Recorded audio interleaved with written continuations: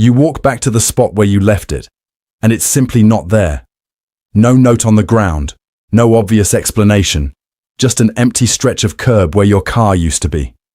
And once the panic settles enough for you to think straight, once you've confirmed it wasn't stolen and actually was towed by the police, a second, quieter kind of panic sets in, because somewhere in the back of your mind, you remember hearing that impounded cars don't just sit there waiting for you indefinitely. There's a clock running, and most people have absolutely no idea how fast it's actually moving. Get this wrong, and the car itself, not just the fine, not just the inconvenience, but the actual vehicle, can end up disposed of or sold, while you're still trying to work out which pound it's even being held at. Get it right, and reclaiming it is usually a straightforward, if slightly expensive process, provided you move quickly and bring exactly what's required. So today, I want to walk you through what actually happens once a car is towed in England and Wales, why the deadline to reclaim it is so much tighter than people expect, the exact steps to take in the first hour after you realize it's gone, and the specific mistake that causes people to lose vehicles they were always entitled to get back. This is general legal education for England and Wales, not legal advice for your specific situation, and I'm not your solicitor.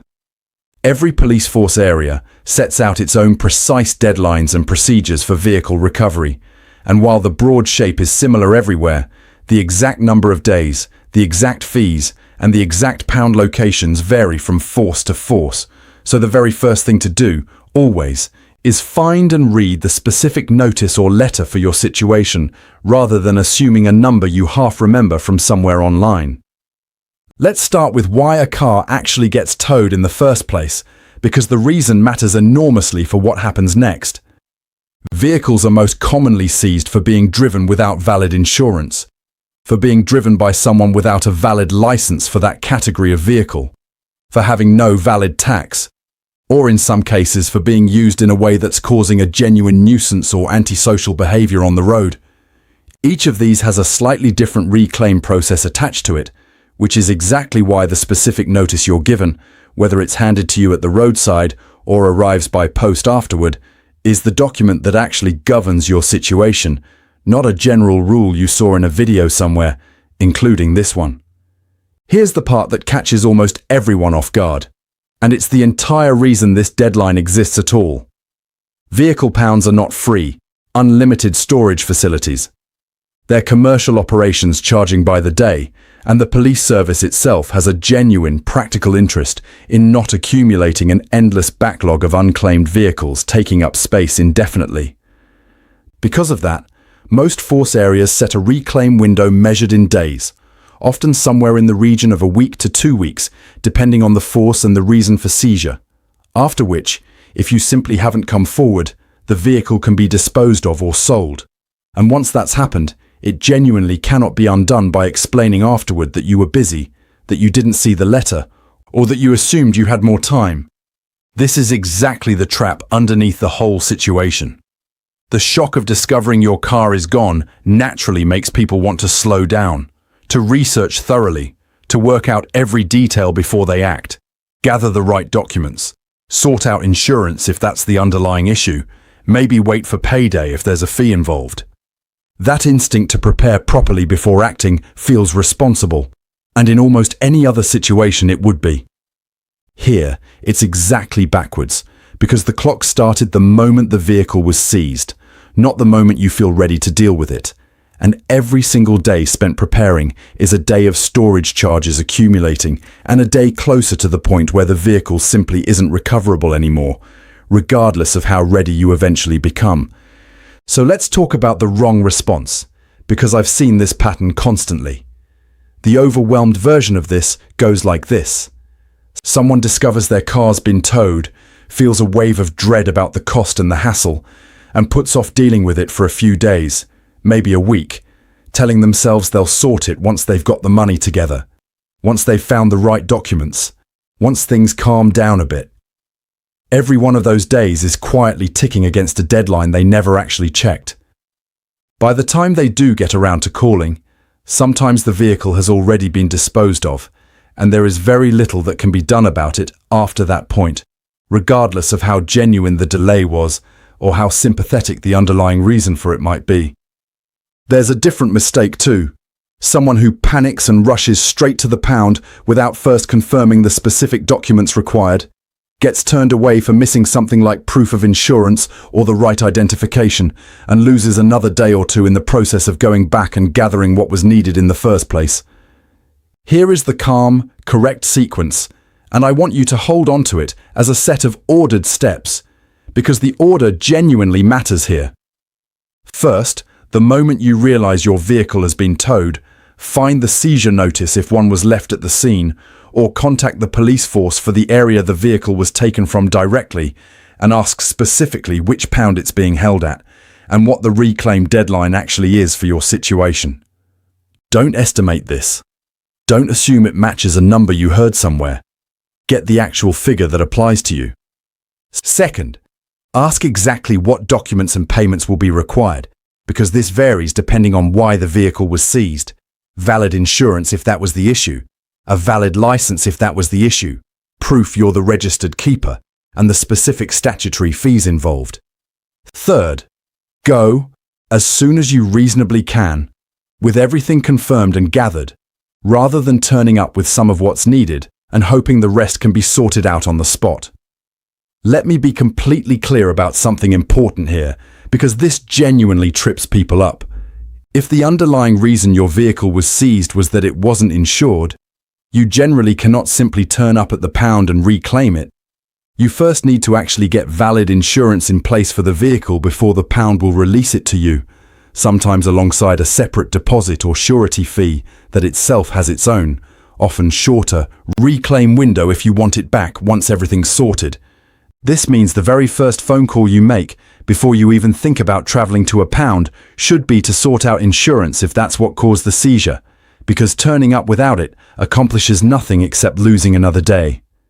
Now let me walk you through what happens if you genuinely cannot meet the deadline, because sometimes, despite doing everything right, circumstances outside your control get in the way. A hospital stay, being out of the country, a genuine family emergency. If you find yourself in that position, the worst thing you can do is simply let the deadline pass in silence. Contact the force holding the vehicle as early as possible. Explain the genuine circumstances clearly and honestly, and ask directly whether any flexibility is available. There's no guarantee it will be, because the underlying storage costs and legal disposal timelines don't automatically bend for individual circumstances. But a force that's been contacted and kept informed is in a completely different position to respond helpfully than one that simply watches a deadline pass with no communication at all. There's a secondary point worth understanding, because it changes how urgently you should be thinking about the money involved. The daily storage charge at these pounds is not a one-off cost. It accumulates for every single day the vehicle sits there, calculated from the point of seizure, which means the person who waits a week to get organised isn't just risking the deadline, they're also watching the eventual bill grow larger with every day that passes, on top of the flat statutory removal fee that applies regardless of how long the vehicle stays. Moving quickly isn't just about beating the disposal deadline, it's very often the difference between a manageable reclaim cost and a genuinely painful one. I also want to address the underlying frustration a lot of people feel in this situation, because it's completely understandable and worth acknowledging directly. It can feel deeply unfair that a vehicle, sometimes seized over a relatively minor paperwork issue, like a lapsed insurance policy that's since been sorted, can end up permanently gone if the deadline is missed, even when the person genuinely wasn't trying to avoid anything and simply didn't know how tight the window actually was. That frustration is valid, and it's exactly why this video exists, because the system genuinely doesn't pause to explain itself gently. It just runs on a fixed schedule regardless of how reasonable or unreasonable someone's reason for delay turns out to be. Knowing that in advance, before it ever happens to you, is the entire difference between managing this calmly and losing a car you were always entitled to keep. Let me bring this together into what it actually looks like when it goes the way it should. You return to find the car gone, and rather than the instinct to sit with the shock for a day or two, You immediately look for a seizure notice or call the relevant police force's vehicle recovery line that same day. You confirm the pound location, the exact deadline that applies to your specific situation, and the exact documents and fees required. If insurance was the issue, you sort that out immediately, before traveling anywhere. You gather everything required in one go, and you go to the pound properly prepared, within days rather than weeks, and the car comes home, at a cost that reflects a short storage period rather than a long accumulating one. Now picture the version that goes wrong, because it happens more often than it should. Same discovery, same initial shock, but this time, overwhelmed by the cost and the hassle, the person puts it off, telling themselves they'll deal with it properly once they've got things together. A week passes. When they finally call, they're told the deadline that applied to their specific circumstances has already passed, and the vehicle has already been disposed of. Nothing about that outcome required bad faith or dishonesty on anyone's part. It simply required treating a strict, silently running deadline the way you treat an ordinary, flexible task on a to-do list, and that mismatch is what actually cost them the car. There's a practical first step worth knowing before you even pick up the phone, because it can save you a genuinely frustrating wasted trip. Most police forces now list their vehicle recovery information, including which recovery operator holds vehicles from which area, directly on their website, searchable by the vehicle's registration number or the location it was seized from. Checking this online first, before traveling anywhere, tells you exactly which pound to go to, what its opening hours actually are, and often gives you the specific document checklist for your situation without needing to wait on hold on the phone at all. A meaningful number of unnecessary delays happens simply because someone travels to the wrong location or arrives outside the pound's operating hours, both of which are avoidable with 5 minutes of checking beforehand. I want to address a scenario that comes up more often than people expect, which is when the vehicle wasn't actually yours to begin with in the paperwork sense. A car borrowed from a friend or family member, a work vehicle, something you were driving but aren't the registered keeper of. In almost every case, only the registered keeper, or in some circumstances the legal owner, if that's a different person, can actually reclaim the vehicle from the pound, not simply whoever happened to be driving it when it was seized. If this applies to your situation, the person who actually needs to make that first urgent phone call and gather the required documents is the registered keeper, not you. And the most useful thing you can do immediately is let them know what's happened as quickly as possible, because the clock is running against them just as much as it would be against you, and they may have no idea yet that it started. There's also a genuine option worth knowing about for situations where reclaiming the vehicle simply doesn't make financial sense. An older car worth less than the accumulated fees. A vehicle that was already on its way out mechanically before this happened. This is sometimes called disclaiming the vehicle, formally telling the police you don't intend to reclaim it, which in most force areas means you're not liable for ongoing storage charges beyond that point, and the vehicle will be disposed of through their normal process. This isn't a failure or something to feel embarrassed about. It's simply a legitimate choice available to you. And if the numbers genuinely don't add up in your favor, it's worth actively considering, rather than letting the deadline pass by accident while you're still deciding, since an active decision to disclaim and a passive failure to act in time can sometimes be treated differently depending on the force and the specific fees involved.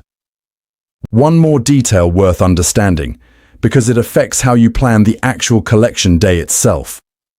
Many pounds operate on limited weekday hours only, sometimes with no weekend access at all, and turning up outside those hours, even with every document perfectly in order, means the trip achieves nothing.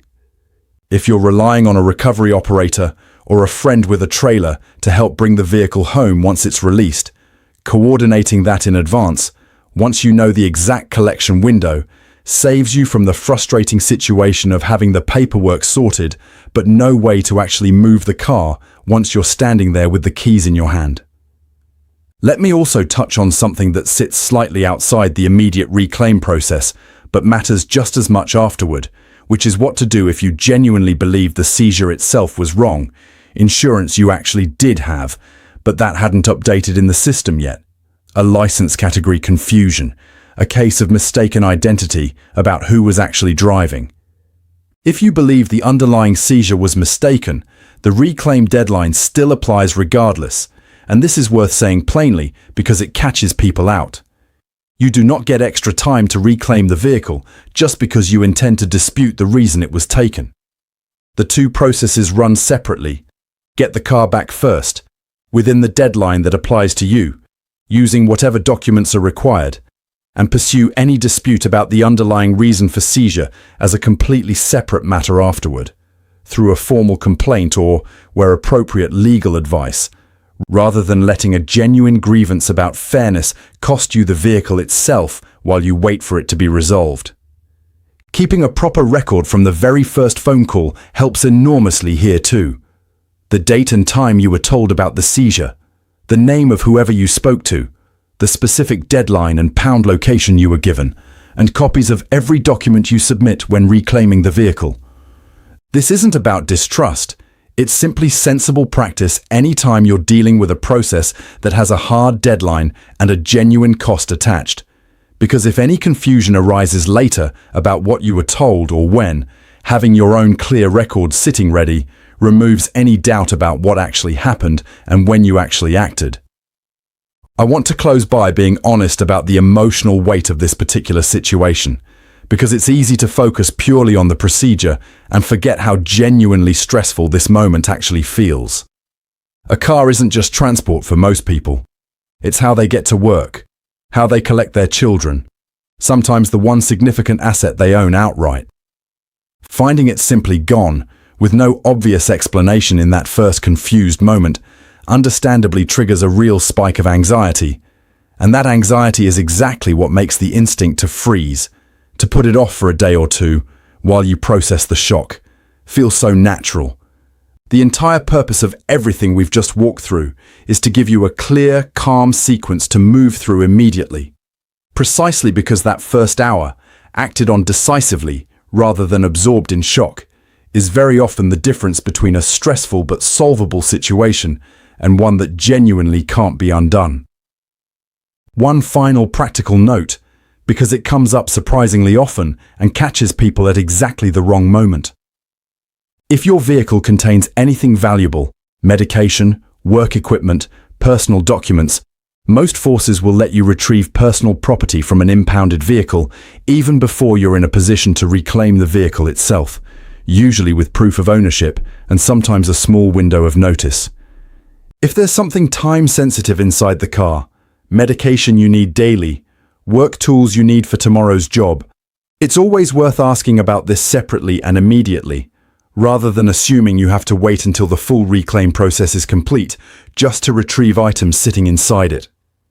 So let's bring the whole thing together, because underneath the shock of an empty parking spot, it really does come down to one simple habit. The moment you discover your vehicle has been towed, treat it as urgent from that very first minute, not once you feel ready.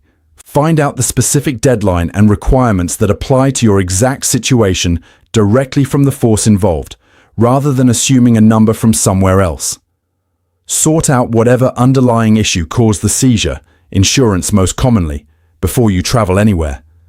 And go, properly prepared, as soon as you possibly can, because every day of delay is simultaneously a day closer to a deadline you don't want to test, and a day of storage charges you don't need to pay. That combination, treating the discovery as genuinely urgent and getting the specific facts for your own case rather than a general rule of thumb, is what separates a stressful but ultimately manageable few days from permanently losing a vehicle that was always yours to reclaim. If this helped you, do two things for me. Send it to anyone you know who drives, because almost nobody finds out how tight this deadline actually is until the moment they desperately need to know it. And by then, the clock is already running. And subscribe, because I break down exactly this kind of thing in plain English, so that if you ever walk back to an empty parking spot, you already know exactly what to do in that first hour before a single unnecessary day ticks by.